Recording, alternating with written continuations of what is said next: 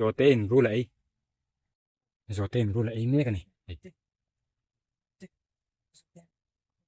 khel mấy cái này sao ru bơi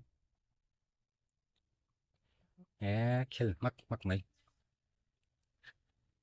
ru bơi là chỉ là sẽ bung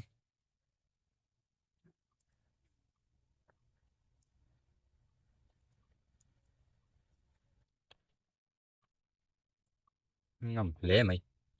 sẽ bung mắc mắc mày meo meo meo meo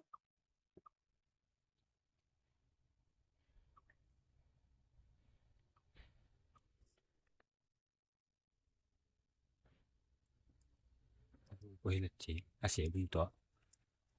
bung to là chỉ thấu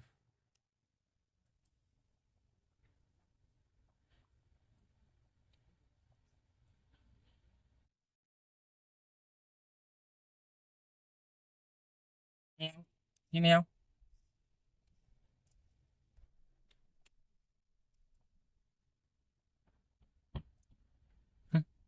nó sẽ bung gì bung tối tế tế nó xóa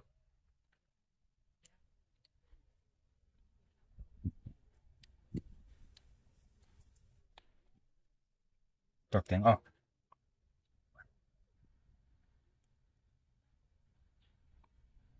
nó sẽ bung hoặc gì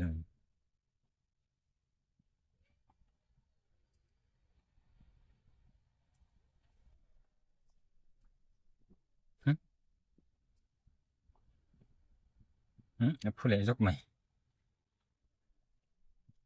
nó chế dễ bốc xì cả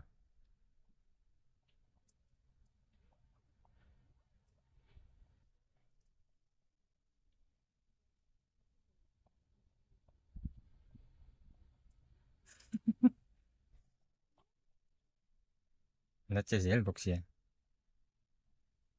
là udah baru box ya